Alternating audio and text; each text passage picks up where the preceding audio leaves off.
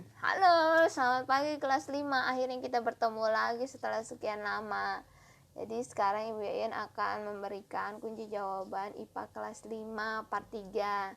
Kenapa selama ini Ibu Yayan belum kasih? Karena masih ada juga murid-murid yang belum mengirimkan sampai hari ini. Untuk jawaban dari kegiatan praktikum juga belum bisa Ibu Yayan berikan karena masih ada Andre, Cecea yang belum mengirimkan foto kegiatannya maupun jawaban dari latihan soalnya. Jadi untuk saat ini soal yang ini dulu yang akan ada jawabannya dulu ya. Yang pertama, jelaskan kegunaan tumbuhan dalam proses siklus air. Bagian jawab, tumbuhan berguna untuk melakukan proses transpirasi itu adalah benar. Karena transpirasi tumbuhan mengeluarkan uap air ke udara. Itu membantu ataupun transpirasi merupakan bagian dari proses siklus air karena dia mengeluarkan uap air ke udara. Nomor 2, mengapa kita perlu melakukan penghematan air? Supaya jumlah air di bumi tidak habis. Air-air yang di bumi juga selalu bersih dan layak digunakan manusia. Yang ketiga, jelaskan 3 kegiatan siklus air dalam kehidupan. Yang Ibu Yayan berikan 5, tapi bagian jawab 3 itu sudah benar. Ibu Yayan berikan semua jawabannya. Yang pertama, penebangan hutan. Penebangan hutan yang berlebihan menyebabkan hutan menjadi gundul. Hutan yang gundul tidak dapat menyerap air. Jadi tidak akan ada tumbuhan yang baik di sekitar hutan kalau misalnya dia itu gundul, tidak ada lagi zat hara yang bisa membantu dia untuk membantu pertumbuhan-tumbuhan di sana.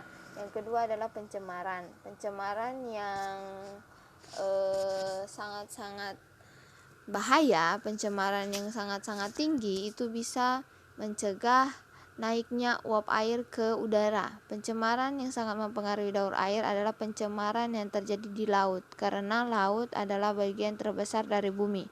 Misalnya pencemaran minyak di laut, menyebabkan laut tertutup minyak. Minyak akan menghambat proses penguapan. Akibatnya jumlah uap air yang membentuk awan akan semakin berkurang, sehingga hujan yang turun pun semakin sedikit.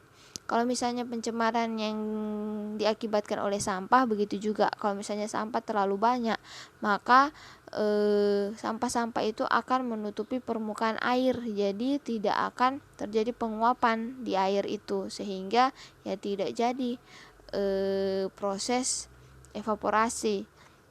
Yang ketiga adalah penggunaan pestisida dan pupuk kimia yang berlebihan. Penggunaan pestisida dan pupuk kimia berlebihan dapat menyebabkan pencemaran air. Sisa pestisida dan pupuk kimia akan terbawa air ke sungai dan menyebabkan polusi perairan. Jadi airnya itu sudah tidak 100% air yang bersih. Makanya penggunaan pestisida itu sangat berbahaya. Kita kan butuh uap air yang bersih. Kalau sudah tercampur dengan pestisida berarti uap airnya sudah tidak bersih lagi. Yang keempat adalah pembuangan gas-gas beracun. Gas-gas beracun berasal dari buangan bahan bakar kendaraan bermotor dan mesin-mesin pabrik. Gas-gas tersebut akan bercampur dengan uap air di atmosfer menghasilkan air hujan yang bersifat asam. Hujan asam dapat merusak bangunan, tumbuhan, dan melukai hewan serta manusia.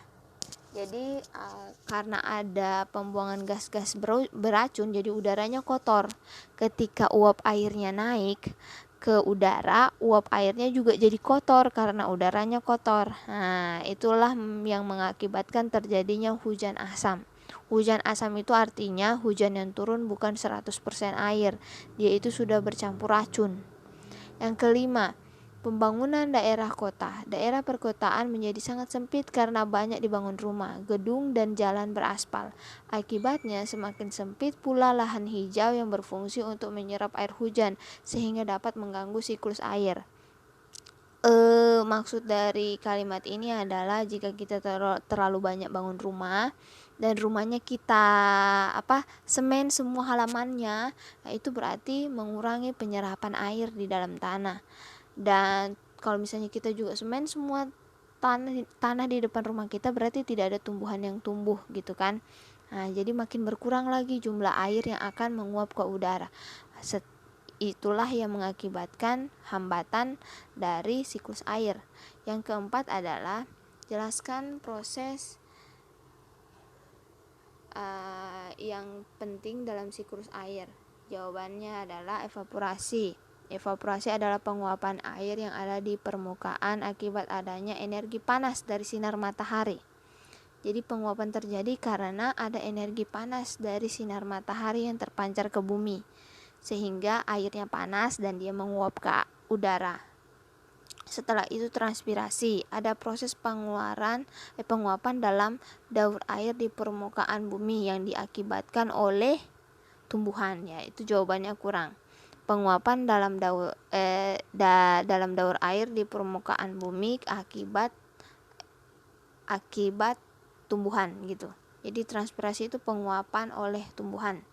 Kondensasi terjadi pada ketinggian tertentu. Uap air akan berubah menjadi partikel es yang berukuran kecil akibat pengaruh suhu yang rendah menjadi awan. Nah, itu.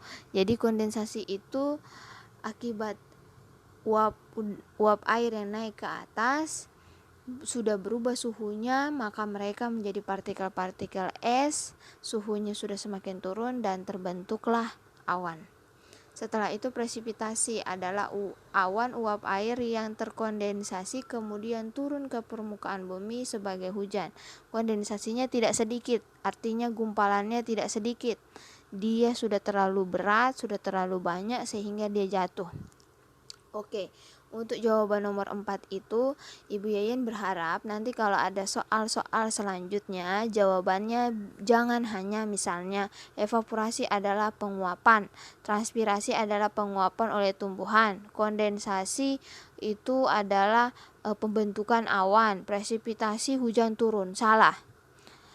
Masih banyak murid yang menjawab singkat-singkat seperti itu, tidak detail. Jadi Ibu Yayan harapkan dengan penjelasan dari Ibu Yayan ini kalian boleh belajar untuk membuat kalimat yang lebih baik lagi, yang bukan lebih banyak tetapi lebih bermakna sesuai dengan pelajaran IPA. Jangan hanya disingkat-singkat. Oke? Untuk jawaban nomor 4 itu saja, dan kalau jawaban dari nomor 5 kan kalian harus buat video kalian menghafal nomor 4 gitu. Jadi kalau nomor 4 salah ya semua sudah salah sampai nomor 4 dan 5. Nah, itu saja jawaban singkat dari Ibu Yayan. Terima kasih. Dadah.